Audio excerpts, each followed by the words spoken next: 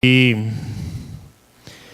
un poquito temeroso porque en las últimas semanas las personas que han compartido lo han hecho muy bien y yo he salido muy edificado de los sermones que se han dado en las últimas semanas. Entonces, cuando el pastor me invitó para que compartiera hoy, dije, caray, ¿cómo le voy a hacer? Porque he sido precedido por un buen número de sermones, buenos sermones. Entonces intenté echarle ganas y preparar un buen sermón. Ojalá así resulte. Y si no, pues ahí me perdonan por no ser tan bueno como los predicadores anteriores, ¿no? Y este tema que voy a compartirles el día de hoy es un tema al que le han dado dando vuelta en mi corazón y en mi mente por algunos meses. Y sentí que sería bueno compartirlo y que ustedes y yo repasemos algunos de estos conceptos. Y si fuera necesario, hagamos algún ajuste en nuestro estilo de vida cristiana. Entonces, a este sermón o a esta plática de hoy, le he puesto este título: La tarea fundamental del creyente y de la iglesia.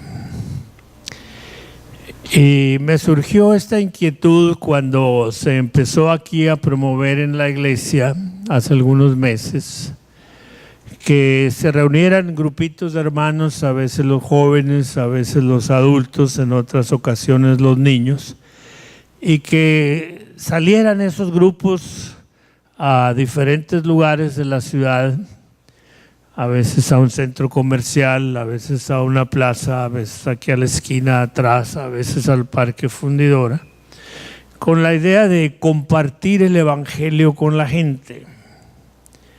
Y creo que en términos generales se promovía la actividad como vamos a salir a evangelizar.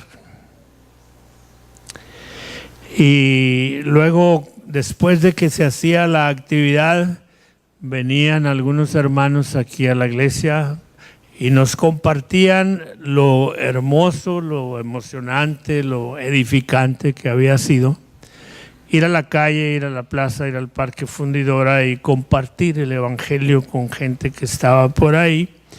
Y luego nos relataban en algunas ocasiones cómo la gente había recibido a Cristo en algunos casos, y nos gozábamos con ello y a veces hasta les aplaudíamos o cosas parecidas. Entonces, a la luz de eso fue que yo sentí compartir este tema que voy a compartir ahora: la tarea fundamental del creyente y de la iglesia. Entonces, dentro del lenguaje cristiano, e inclusive en algunas ediciones de la Biblia, hay en particular dos pasajes que el título de un párrafo por ahí le ponen esto que yo he puesto ahí: la Gran Comisión. Y les digo que en algunas ediciones de la Biblia, porque los títulos de los párrafos que aparecen en las Biblias no son parte del texto original que los escritores de las Biblias escribieron, Juan o Pablo o Isaías o el que sea, sino que las editoriales que imprimieron las Biblias dieron un repaso al contenido de la Biblia y entonces dijeron, yo creo que este párrafo debería llamarse de tal o cual manera, ¿no? Entonces yo voy a mencionar dos párrafos donde algunas casas editoriales de Biblias le han puesto este título: la Gran Comisión, a dos pasajes en particular. Quizá algunos de ustedes los conocen. El primero de ellos es este que está aquí. Está en el Evangelio de Marcos, el capítulo 16 y el versículo 15. Y es el último capítulo del Evangelio de Marcos y está casi en los últimos versículos del Evangelio de Marcos, porque es una de las pláticas que Jesús tuvo casi al final de su ministerio aquí sobre la tierra. En las últimas horas o en los últimos días de su ministerio terrenal aquí sobre la tierra, les dijo esta frase o les dio esta instrucción, o incluso podríamos decir les dio este mandamiento. Les dijo: id por todo el mundo y ahí dejé un espacio en blanco, el evangelio a toda criatura. Fue un mandato, fue una instrucción, fue algo muy importante que Jesús quiso dejar con sus discípulos, porque se los reafirmó en las últimas horas o en los últimos días que Jesús estuvo con sus discípulos, ¿no? Quizá muchos de ustedes conocen la palabrita que falta ahí en el espacio en blanco, ¿no? Id por todo el mundo, y luego ahorita se las pongo. Y el otro pasaje que también se le reconoce como la Gran Comisión está al final del Evangelio de Mateo, en el capítulo 28. Y es un pasaje muy parecido al de Marcos, pero ahorita vamos a ver que hay al menos una diferencia notable en cómo Marcos lo registró y en cómo Mateo lo registró. Entonces también en este pasaje de Mateo yo he dejado intencionalmente unos espacios en blanco. Ahorita les voy a hacer aparecer las palabras ahí. Y la intención es atraer la atención de ustedes a estas tres palabritas. En Marcos falta una palabra, en Mateo faltan dos. Y se las voy a enseñar aquí. Ahora sí, está ahí la de Marcos. Id por todo el mundo y predicad el evangelio a toda criatura. Y eso es básicamente lo que se estuvo promoviendo y se sigue promoviendo en nuestra congregación cuando dicen: vamos a evangelizar, y vamos al centro comercial fulano, y vamos a la fundidora, y vamos ahí a la calle, y vamos a tal parte, y prediquemos el evangelio, con tal de que alguna persona que no le ha puesto mucha atención al evangelio le ponga atención y, si fuera posible, decida creer en ese momento. Es la instrucción que Jesús dejó: id por todo el mundo y predicad el evangelio a toda criatura. Y esa idea muchos cristianos la han tomado, muchas iglesias la han hecho parte de su estilo de vida. Muchas organizaciones cristianas la han tomado como su lema de actividad y se han creado organizaciones misioneras y se han creado ministerios evangelísticos y se han creado instituciones cuya función principal es ir a diferentes partes del mundo y predicar el evangelio. Y estaba leyendo unos materiales en estos días donde dice que es muy probable que en todos los países del mundo actualmente haya al menos una iglesia cristiana. Entonces, si ustedes piensan en un país del sureste asiático, Indonesia, por allá, por aquel rumbo, los esfuerzos misioneros y los esfuerzos evangelísticos han llegado a esos rumbos. Si ustedes piensan en un país africano allá en lo más recóndito del continente, los esfuerzos cristianos han llegado ahí para predicar el evangelio. Si ustedes piensan aquí en nuestro país, en México, tenemos un montón de comunidades indígenas, algunas en lugares muy aislados. Algunos de ustedes saben que mi hijo está involucrado en eso, vive en el estado de Oaxaca y participa para hacer llegar el evangelio a muchas comunidades indígenas del estado de Oaxaca, algunas muy aisladas todavía.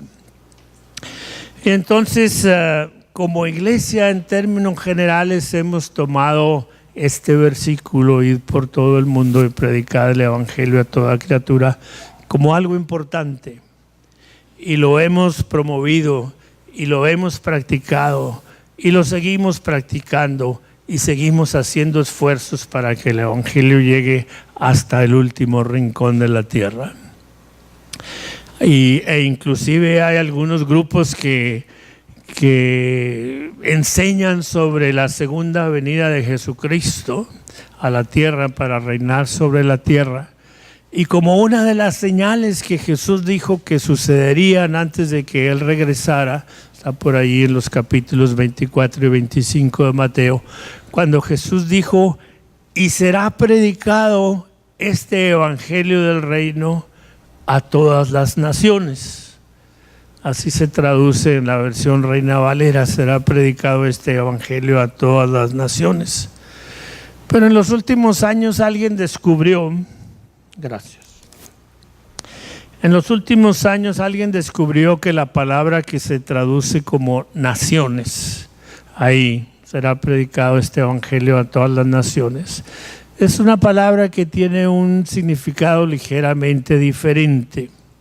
Y entonces podríamos más bien decir, y sería predicado este evangelio a todos los grupos étnicos, que la palabra griega que aparece ahí en esa parte que se traduce en la versión Reina Valera como naciones, es la palabra etnos, y de ahí provienen los grupos étnicos. Entonces no se trata solamente de hacer llegar el evangelio a todos los países del mundo, sino a todos los grupos étnicos. Nuestro México, nuestros Estados Unidos mexicanos son un país, el país de México, el país de los Estados Unidos mexicanos, pero hay un montonal de grupos étnicos en nuestro país. Hay los que somos mestizos como yo, tal vez alguna revoltura de raza indígena y de raza europea o de raza española que haya pasado a través de los siglos. Pero todavía en nuestro país hay muchos grupos étnicos autóctonos. Hay mixtecos, hay zapotecos, hay otomíes, hay toltecas, hay náhuatl y hay otros. Algunos de ellos muy aislados, y en algunos de ellos, hasta donde estoy enterado, en algunos de ellos todavía no se les predica el evangelio. Entonces hay muchas organizaciones que están haciendo esfuerzos porque esto suceda. Aquí en mi computadora se atoró la presentación, déjenme ver qué pasó.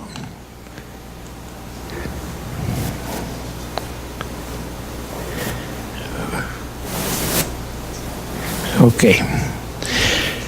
Entonces vamos a cambiar al otro pasaje, al de Mateo 28, 19 y 20. Intencionalmente dejé esas palabritas fuera, porque hay una diferencia desde mi punto de vista, como yo lo percibo, muy marcada. Y eso es lo que quiero enfatizar. Entonces veamos, por ejemplo, lo que dice en esos huequitos que están ahí. Por lo tanto, id y haced discípulos a todas las naciones. Y ahí está otra vez la palabra griega etnos. No solo se trata de a todos los países, sino a todos los grupos étnicos, enseñándoles que guarden todas las cosas que os he mandado.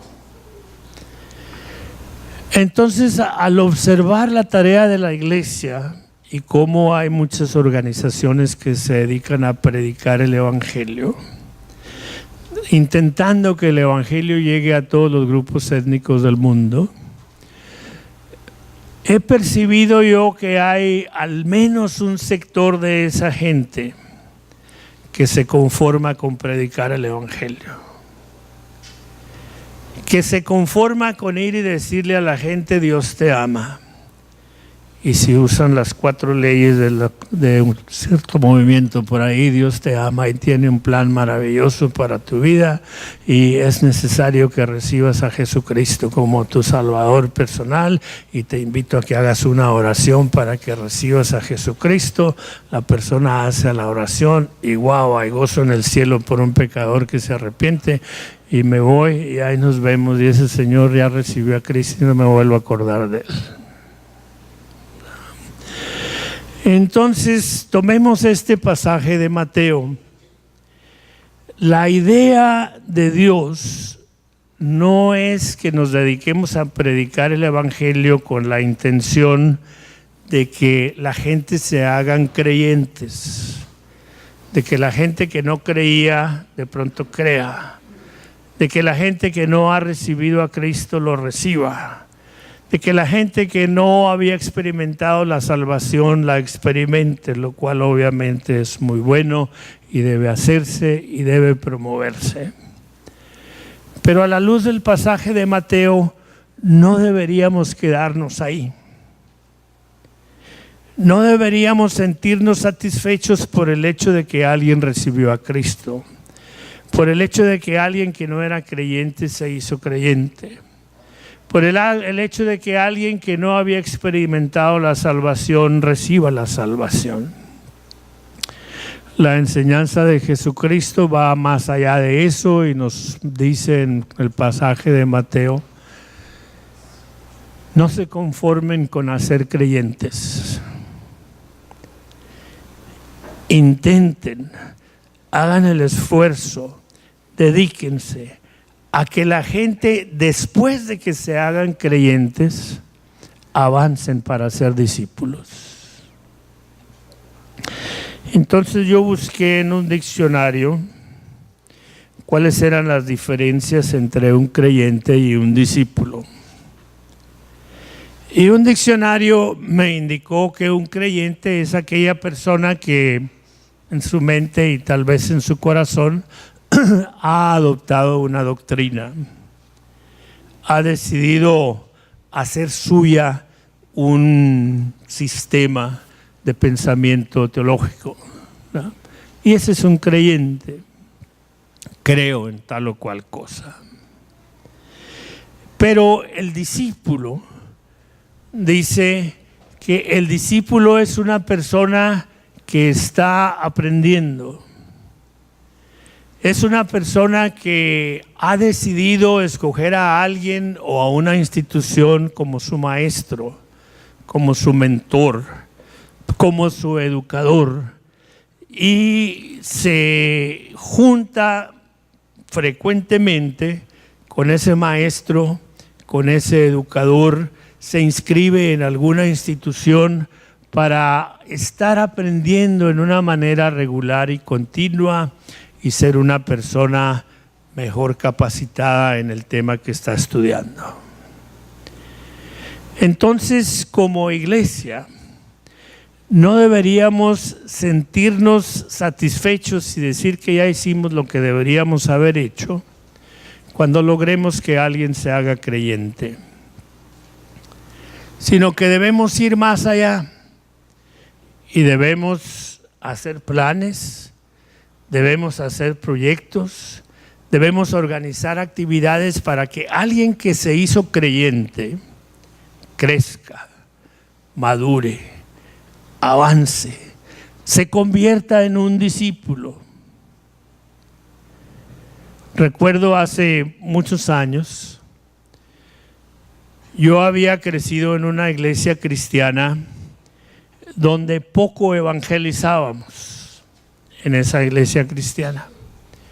Yo iba a la iglesia los domingos y a veces entre semana, participaba en campamentos, era miembro del coro y otro montón de cosas. Pero yo mismo no evangelizaba.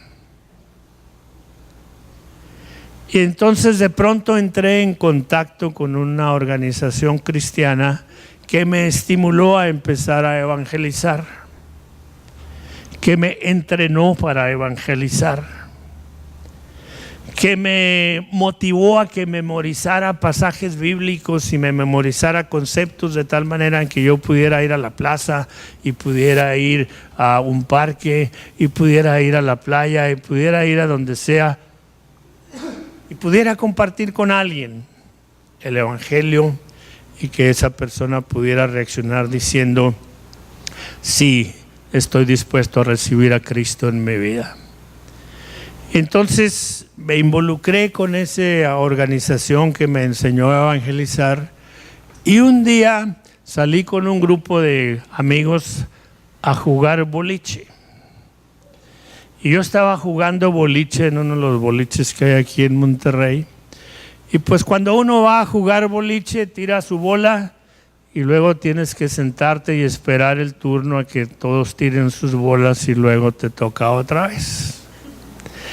Entonces, entre tiro y tiro del boliche, yo le pregunté a uno de mis compañeros con quienes estaba jugando boliche, le dije: oye, ¿y tú has oído las 4 leyes espirituales? Al fin de cuentas ese era el método que me estaban enseñando. ¿Has oído las 4 leyes espirituales? Y me dijo que no. Bueno, pues te las quiero decir. Y entre tiro y tiro jugando boliche, le fui compartiendo la primera ley y la segunda y la tercera, y luego interrumpíamos para tirar nuestros tiros de boliche. Nos sentábamos otra vez y yo le seguía. Después de un rato, entre tiro y entre momento y momento, le dije: ¿quieres recibir a Cristo como tu Señor y Salvador? Me dijo: sí, cómo no. Y ahí sentados en la banquita del boliche, yo lo guié en una oración para que recibiera a Cristo. Y yo estaba súper contento. Era la primera vez en mi vida que yo personalmente guiaba a alguien a recibir a Cristo. Y ya me habían enseñado que hay gozo en el cielo por un pecador que se arrepiente y otras cosas parecidas. Así que yo salí del boliche, pero en las nubes, ¿no? Porque había hecho algo como cristiano que nunca había hecho antes: guiar a alguien a recibir a Jesucristo. Entonces al siguiente día yo lo compartí con un maestro de la Biblia que tenía yo en ese entonces, y él me contestó algo que me bajó el ánimo hasta el suelo, totalmente, porque me enseñó un versículo que está en una de las epístolas de Juan, donde dice Juan a los lectores, le dice: no tengo yo mayor gozo que que el saber que mis hijos caminan en la verdad. Entonces ese maestro de la Biblia me dijo: Carlos, qué bueno que guiaste a alguien a recibir a Jesucristo en su vida. Y qué bueno que te estás gozando por ello. Dijo: pero si esa persona que guiaste a recibir a Cristo en su vida anoche avanza, crece, madura, se desarrolla, y dentro de 3 o 4 o 5 o 10 años tú lo vuelves a ver y lo ves como un cristiano maduro, como un cristiano sólido, como un cristiano firme, como un cristiano que practica los principios bíblicos, me dijo este maestro, eso te va a dar mucho más gozo que el solo haberlo guiado a recibir a Cristo. Y ese pasaje se me quedó en mi mente. No tengo mayor gozo que que el saber que mis hijos andan en la verdad. Y desde aquel entonces yo he puesto cierto interés y cierto esfuerzo y cierta dedicación y participado en proyectos para que mi labor como cristiano no se limite a ser creyentes, sino que mi labor como cristiano vaya más allá e invierta parte de mi tiempo y de mi esfuerzo y demás en hacer discípulos. Y eso es algo que yo les invito a ustedes a considerar. Si por algún motivo ustedes se han limitado a tratar de hacer creyentes y ahí lo dejan, tomen la cosa un poco más en serio y vayan más allá e inviértanle tiempo y busquen que esas personas que ustedes guiaron a hacerse creyentes, que esas personas sigan adelante, avancen, maduran, crezcan, se desarrollen y que después de 3, 4, 5, 8 años ustedes puedan verlos como cristianos sólidos, maduros, sirviendo en la iglesia y otras cosas parecidas. Entonces ese pensamiento de llevar a alguien a que nazca de nuevo y se haga creyente, y algunos cristianos lo abandonan y ahí lo dejan y no se vuelven a acordar de ellos, me llevó a una situación que no tiene nada que ver con la Gran Comisión, pero que yo le inventé, si ustedes lo quieren ver así, le inventé un paralelo entre algo que les voy a decir ahorita y esta realidad de que algunos cristianos hacen creyentes y hasta ahí llegan y no le invierten el tiempo para ser discípulos. Entonces déjenme darles, no tiene nada que ver con la Biblia, no tiene nada que ver con la Gran Comisión, pero es otro tema, ¿verdad? Y entonces me metí a una página de nuestro gobierno mexicano donde han sacado centenares de estadísticas y las han puesto en la página de este organismo que se llama INEGI, Instituto Nacional de Estadística, Geografía e Informática, ¿verdad? Y yo me he metido varias veces a esa página del INEGI y es extraordinaria la información que ellos han acumulado ahí sobre montones de cosas que describen cuál es la realidad de nuestro país en muchas cosas. Entonces lo que voy a compartir enseguida es una estadística que yo saqué del INEGI. Entre las 50,000 temas que trata el INEGI, yo me metí a uno de ellos. Quizá nada que ver con la Gran Comisión, nada que ver con evangelizar, nada que ver con hacer discípulos, pero yo le inventé un paralelo, ¿verdad? Entonces aquí está una estadística que yo saqué de INEGI. Ahí en INEGI han recopilado estos datos, no sé si lo alcanzan a leer, pero esas barras tienen que ver con cómo han ido aumentando los divorcios en México. Entonces la barrita de más hacia la izquierda es del año 1980, la que sigue 1990, la que sigue 2000, luego 2005 y la última 2012. Y esa es la estadística que tiene INEGI de cómo han ido aumentando los divorcios. De tal manera que en el año 2012, en todo el país, la última barra, la más grande, el 17% de los matrimonios de nuestro país se divorcian. ¿Qué quiere decir eso? Que en todo ese montón de divorcios que hay, muchos niños se quedaron viviendo solo con su mamá, en algunos casos solo con su papá.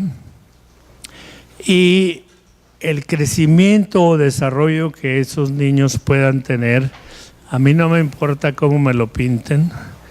Un hogar con un solo padre, ya sea solo la mamá o ya sea solo el papá, no puede formar a los hijos con la misma solidez que los puede formar un hogar donde el papá y la mamá permanecen juntos.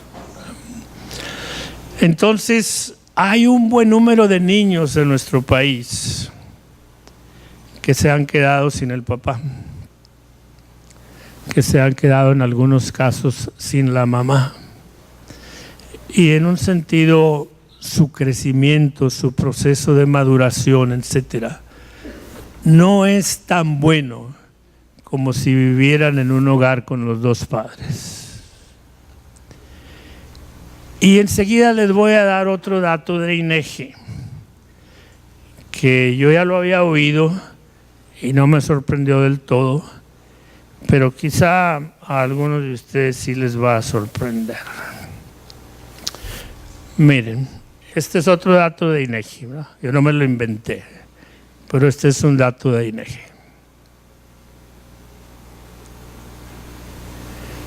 En el glorioso estado de Nuevo León, según INEGI, 28 de cada 100 matrimonios se divorcian. El 28% de los matrimonios se divorcian. Y hay otro dato que, aunque lo busqué en INEGI, no lo encontré, pero lo he oído. Lo he oído por ahí, no se los puedo sustentar diciéndoles lo vi en tal o cual documento, pero son comentarios que he oído. El glorioso municipio de San Pedro Garza García, Nuevo León, tiene el índice más alto de divorcios en todo el país. Si en Nuevo León, en todo el estado, son 28 de cada 100, en el glorioso y maravilloso municipio de San Pedro Garza García, ha de andar en 35, 40, 45% de divorcios. Eso significa que ahí en San Pedro Garza García hay un montonal de niños que viven en hogares de un solo padre. Y otra vez les digo, no me importa cómo me la cuenten. Niños que crecen en un hogar con un solo padre no crecen tan bien como niños que viven en hogares con los dos padres. Ustedes me van a decir, pues sí, sí es cierto, pero hay hogares de dos padres que están por la calle de la amargura. Bueno, pues sí, pero de cualquier manera el hecho de que algún hogar tenga los dos padres es más probable que los niños maduren y crezcan y se desarrollen mejor. Enseguida voy a pasar a otro dato. No lo saqué de INEGI porque INEGI no tiene nada que ver con eso, pero lo saqué de nuestros maravillosos vecinos del norte, de los Estados Unidos. Observen la realidad de los Estados Unidos. Hijos que viven sin el padre en los Estados Unidos. Y ahí está la gráfica. Ahí hay 4 líneas que representan a diferentes grupos. La línea de más arriba de color azul, esa representa al grupo de raza afroamericanos o los de raza negra, que en el año 2010, entre los afroamericanos o los grupos de raza negra, el 50% a nivel nacional de los niños de raza negra crecían en un hogar con un solo padre. Y eso es promedio nacional. Hay algunas ciudades en los Estados Unidos donde la población de raza negra es muy grande. Por ejemplo, yo viví en la ciudad de Nueva Orleans algunos años. La proporción de raza negra en la ciudad de Nueva Orleans es muy alta. Y según estadísticas que yo vi ahí en la ciudad de Nueva Orleans, alrededor del 70% de los niños de raza negra viven en hogares de un solo padre. Y en un buen número de casos esos niños nunca han visto al padre. Simplemente la señora se embarazó y el padre desapareció. La línea que sigue, una línea medio verdecita y punteada, déjame ver si la puedo señalar con esto. Esta línea de aquí son los hispanos en Estados Unidos y esos andan en el 28% de niños hispanos que viven en hogares con un solo padre.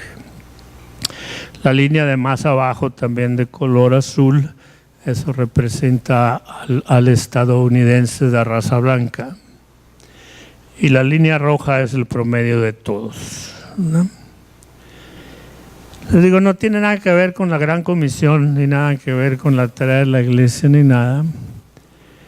Pero me hace pensar que existen un buen número de niños por ahí en nuestro México, en nuestro Nuevo León. Entre paréntesis, Nuevo León tiene el segundo lugar en todo el país en divorcios.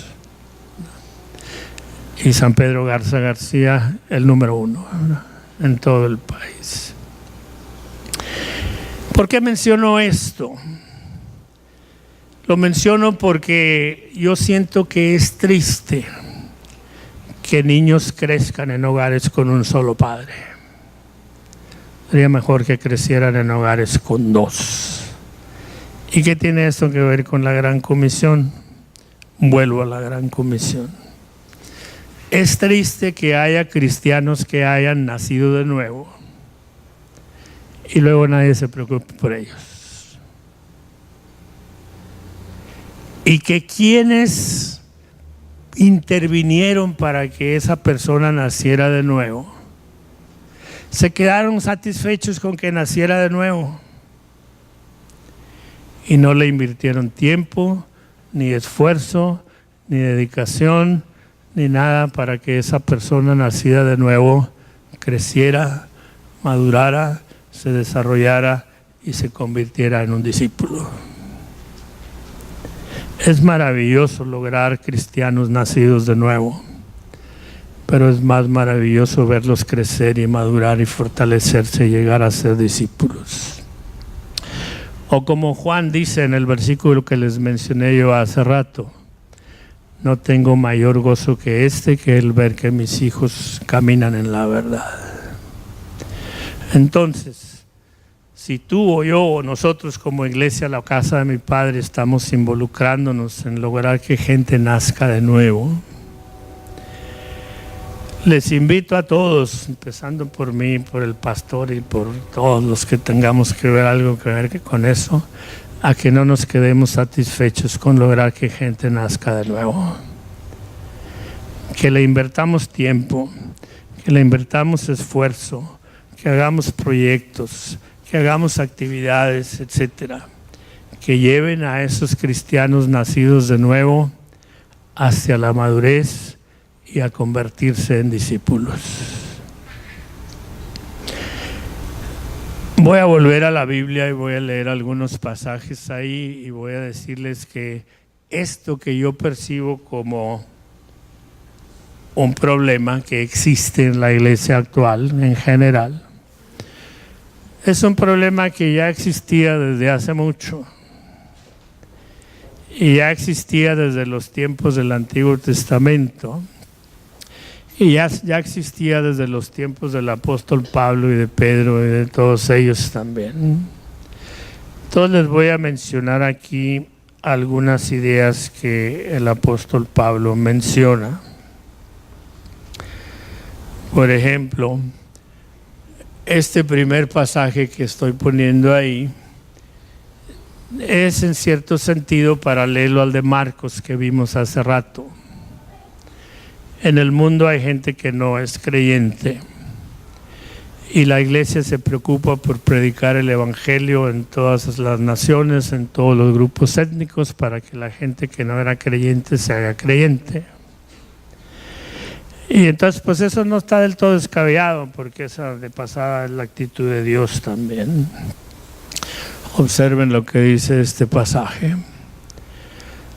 Refiriéndose a Dios, dice: esto es bueno y agradable delante de Dios nuestro Salvador, el cual quiere que todos los hombres sean salvos y vengan al conocimiento de la verdad. Y ahí encaja el pasaje de Marcos. Prediquemos el evangelio a todas las naciones y a todos los grupos étnicos y logremos que personas nazcan de nuevo, que lleguen al conocimiento de la verdad. Que si no eran creyentes, se hagan creyentes. Pero recordemos el pasaje de Mateo. Mateo dice: vayan a todas las naciones y hagan discípulos y enséñenles todas las cosas que os he mandado. Entonces Pablo mismo en otro pasaje nos habla del plan de Dios para el creyente. Para el no creyente, el plan de Dios es que se haga creyente. Pero para el creyente, el que nació de nuevo, Pablo lo pone en estas palabras. Puse solo una parte del versículo ahí. La primera parte del versículo dice el apóstol Pablo: por quienes estos nuevos creyentes, estas personas que han nacido de nuevo, Pablo dice: por ellos yo sufro dolores de parto hasta que Cristo sea formado en vosotros. Entonces el deseo de Pablo no era solo que se hicieran creyentes, sino que el deseo de Pablo era que Cristo fuera formado en esos creyentes. Enseguida voy a poner una serie de pinturas artísticas, son eso, una representación artística de algo. Pero esas ilustraciones o pinturas, representaciones artísticas, tienen la intención de ver qué fue lo que pasó con Cristo. ¿Y en qué sentido podemos entender eso de que Cristo sea formado en vosotros? Por ejemplo, esa es la primera representación artística. Eso representa al bebito Jesús en el pesebre, recién nacido, un bebito, ahí acostado, como los ángeles le dijeron a los pastores, se lo van a hallar envuelto en pañales, acostado en un pesebre, y ahí está el bebito Jesús. Voy a brincarme muy rápido a través de la historia de Jesús, pero aquí está otra representación artística de algo en la vida de Jesús. Eso sucedió unas poquitas semanas después de su nacimiento, cuando Jesús fue llevado al templo, lo presentaron, lo dedicaron. Una persona de nombre Simón, que estaba ahí en el templo, lo tomó en sus brazos y lo bendijo, etc. Y entonces ya no era el bebito del pesebre envuelto en pañales, estaba poquitito más grande, no mucho, unas cuantas semanas de edad, pero iba creciendo Jesús, ¿no? Iba creciendo. Enseguida doy un brinco más o menos grande, pero aquí está otra representación artística. Este ya no es el bebé envuelto en pañales en el pesebre, tampoco es el niño que fue presentado en el templo. Este es Jesús aproximadamente a los 12 años de edad, cuando asistió con sus padres a la fiesta de la Pascua en Jerusalén, y luego se les perdió y se les quedó en el templo, y se quedó a los 12 años, se quedó dialogando con los escribas y con los expertos y todo, y les sorprendió a esos escribas que un niño de 12 años supiera todo lo que sabía. Al fin a los María y a José les cayó el 20 y dijeron: ¡Hey! ¿Dónde anda Jesús? Y ya llevaban 3 días de camino rumbo a Nazaret cuando se les prendió el foco que no andaba Jesús entre la bola, y se devolvieron a buscarlo en Jerusalén y lo encontraron en el templo. Y le dicen: ¿cómo te ocurre andar haciendo esto? Entonces Jesús les contesta: ¿acaso no sabían ustedes que en los negocios de mi Padre me conviene estar?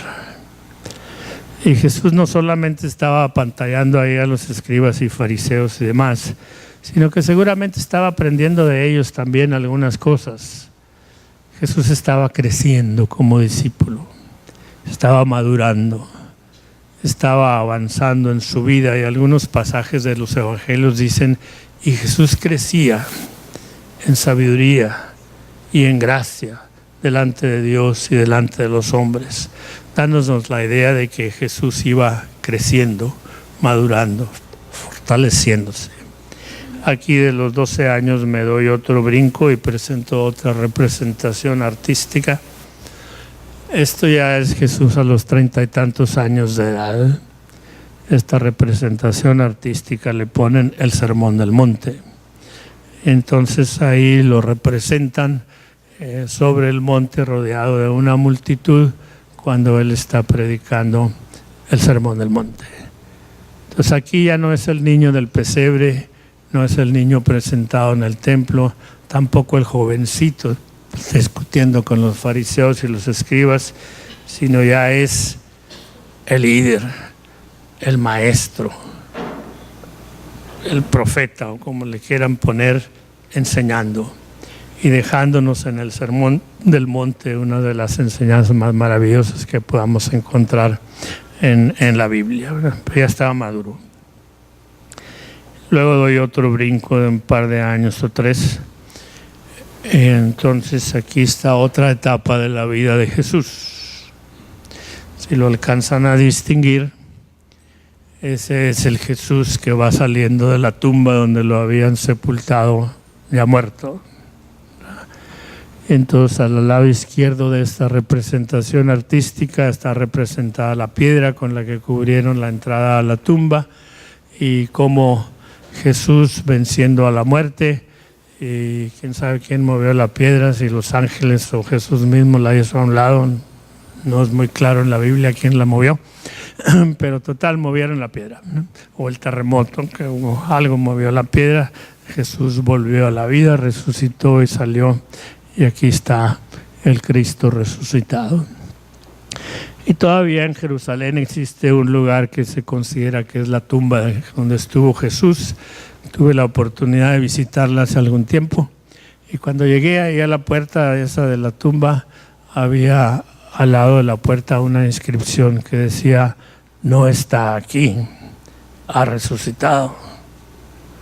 Y efectivamente resucitó, ¿verdad? Y todavía esto no es la etapa final de Jesús, una representación artística más. Esta representación artística nos muestra al Cristo glorificado, ¿no? En esta imagen representan al Cristo en los cielos, rodeado de ángeles, tocando las trompetas y todo, descendiendo en las nubes, etcétera, viniendo en la segunda venida. Entonces, todas estas representaciones artísticas nos llevan desde el bebito en pañales, en el pesebre, hasta el Cristo glorificado aquí. Y esto me hace volver al pasaje de Gálatas 4:19, donde dice: el propósito de Dios es que Cristo sea formado en vosotros. Que el Cristo que vive en nuestro corazón no sea el bebito de pañales, tampoco sea el bebito presentado en el templo, ni siquiera el adolescente que apantallaba a los escribas y fariseos. Es más, ni siquiera el que predicaba el Sermón del Monte, o aún el Cristo resucitado, sino que el Cristo que se va formando en nosotros llegue, avance, madure, crezca y se desarrolla hasta que pueda llegar a ser como el Cristo glorificado, ese que veíamos ahí rodeado de los ángeles. Entonces voy a tomar un par de pasajes más. Aquí algunos pasajes de la Biblia que nos hablan de los niveles de desarrollo que un cristiano puede tener, ¿verdad? El primer pasaje que quiero mencionarles está tomado de la epístola a Corintios, primera de Corintios 3:13. Y Pablo les escribe a los corintios y les dice: de manera que yo, hermanos, no pude hablaros como a espirituales, sino como a carnales, como a niños en Cristo. Os di a beber leche y no vianda, porque aún no eras capaces, ni sois capaces todavía, porque aún sois carnales, pues habiendo entre vosotros celos, contiendas, disensiones, no sois carnales y andáis como hombres. Y Pablo le estaba escribiendo a los cristianos de Corinto y les dice: ustedes que han estado ya en la iglesia de Corinto por algún tiempo, no pude hablarles como a espirituales, tuve que hablarles como carnales, como niños en Cristo. Quise darles de comer vianda, pero no erais capaces de digerirla y tuve que darles leche. Entonces me pregunto, si Pablo estuviera aquí y nos diera una evaluadita a nosotros en la casa de mi padre, ¿nos diría algo como esto? De decir: fui a la casa de mi padre, mi intención era darles vianda, pero tuve que darles leche porque no erais capaces de recibir vianda, etc. Porque en lugar de ser como espirituales, erais carnales, etc. Entonces aquí vemos estos niveles: niños en Cristo, carnales y espirituales. Y el deseo de Dios es llevarnos hasta ese nivel que le llama espirituales. Y que dejemos atrás el otro nivel de niños, que dejemos atrás el nivel donde solo nos alimentamos con leche y que avancemos hacia un nivel en el que seamos capaces de alimentarnos con vianda. Por ejemplo, viene a visitarnos alguien como el hermano Maurice Rebolá. Y es probable que a algunos de nosotros el estilo de enseñar del hermano Maurice Rebolá nos pase de noche, porque él es un hermano que ha estudiado la Biblia con bastante dedicación, con bastante empeño, con bastante profundidad, y a veces nos comparte cosas que nos pasan de noche porque nosotros ni siquiera hemos tocado ese tema alguna vez. Y a lo mejor el hermano Maurice Rebolá regresa a Francia y dice: pues les quise dar vianda, pero no eran capaces porque tuve que darles lechita. O si acaso compartió vianda, pues nomás unos cuantos la pescaron, ¿no? Porque su enseñanza es bastante profunda. Es más, sin irnos hasta el pastor Maurice Rebolá, nuestro mismo pastor Jairo, ¿verdad? Nuestro mismo pastor Jairo, esta semana fui a Guadalajara por motivos de trabajo, y allá en Guadalajara me encontré a un amigo regiomontano, ahí donde yo andaba, y en un tiempo estuvimos él y yo en la misma iglesia. Y entonces me dice: hola Carlos, tanto tiempo sin verte, etcétera. Y la pregunta obligada: ¿en qué iglesia estás? Y le digo: pues estoy en una donde el pastor es un señor que se llama Jairo Carvajal. Y entonces él me dice: aunque él no viene a esta iglesia, él va a otra iglesia. Y alguna vez invitaron al pastor Jairo a compartir en un retiro de esa iglesia. Y ese hermano escuchó al pastor Jairo predicando en esa iglesia, en ese retiro, hace 5 o 6 años. Y me dice este hermano, me dice: oye, qué bueno que estás en esa iglesia. Ese pastor Jairo es un buen maestro de la Biblia, ¿verdad? Y yo le dije: efectivamente, sí, ¿verdad? Y esa es una de las razones por la que yo me cambié a esta iglesia, porque fui conociendo al pastor Jairo un poco más y más y más. Y me dije a mí mismo: de este chavo yo puedo aprender. Tiene buenas enseñanzas, predica buenos sermones, etc. Entonces me voy a cambiar a la casa de mi padre, porque con este hermanito Jairo yo puedo seguir avanzando en mi desarrollo de discípulo, ¿verdad? Entonces, pues ojalá crezcamos nosotros para que no seamos capaces solo de recibir leche, sino seamos capaces de recibir vianda. Que no seamos solo creyentes, sino seamos discípulos. Y en las personas en quienes intervenimos para que nazcan de nuevo, no los dejemos ahí. Llevémoslos más allá para que ellos crezcan. Y luego hay otro pasaje escrito por el apóstol Juan. Son 3 frases que están pegaditas ahí en la primera epístola de Juan.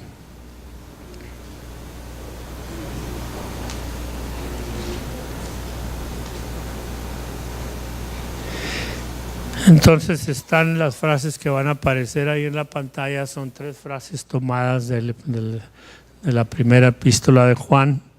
Las 3 frases están tomadas del capítulo 2 de primera de Juan y están respectivamente en los versículos 12, 13 y 14 de primera de Juan. Entonces el apóstol Juan escribe una primera frase en el versículo 12 y les dice: os escribo a vosotros, hijitos, en diminutivo, hijitos. Quizá el apóstol Juan tenía en mente los creyentes que se habían convertido recientemente, que eran niños en Cristo, que eran bebés espirituales, que eran quizá carnales todavía, pero les dice: a vosotros les escribo, hijitos, y lo explica por qué. Luego en el versículo 13 dice otra frase. El apóstol Juan dice: les escribo a vosotros, jóvenes. Y estoy seguro que en eso refería solamente a la edad cronológica del cuerpo físicamente, sino que se refería al desarrollo de madurez espiritual. Entonces, a quienes les estaba escribiendo, algunos eran bebitos en Cristo, otros eran jóvenes. Y luego la tercera frase les dice: os he escrito a vosotros, padres. Y el hecho de incluir la idea de padres, a diferencia de los hijitos y a diferencia de los jóvenes, los padres, por el hecho de haber llegado hasta ese nivel de padres, ya tenían la capacidad de reproducirse, ya tenían la capacidad de producir nuevos creyentes y de llevar a esos creyentes hacia la madurez y hacer los discípulos. Entonces, pues los que estamos aquí en la congregación, ojalá estuviéramos todos en la tercera categoría. Ojalá todos nos hayamos ya desarrollado hasta el nivel de padres. Y de padres que no solamente somos capaces de dar a luz un bebé espiritual y de hacer que alguien nazca de nuevo, sino padres que nos ocupemos de esos recién nacidos de nuevo, de esos nuevos creyentes, para que crezcan, maduren, se desarrollen y se hagan discípulos. Por ahí leí una frase que quizá requiera un poquito de explicación, pero la frase que leí fue esta más o menos: ser papá es relativamente fácil, ¿no? Te buscas una muchacha por ahí, la encandilas y lo demás, y te acuestas con ella, la embarazas y ya te hiciste papá. Pero ¿será eso suficiente? Busqué en INEGI, pero no lo encontré, el número o la proporción de madres solteras que hay en nuestro país.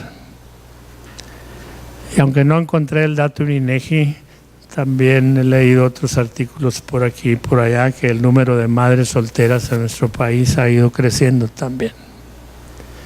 Y que es alarmante el número de madres solteras que hay. Eso significa que hubo un número alto de hombres que se sintieron muy machos, ¿no?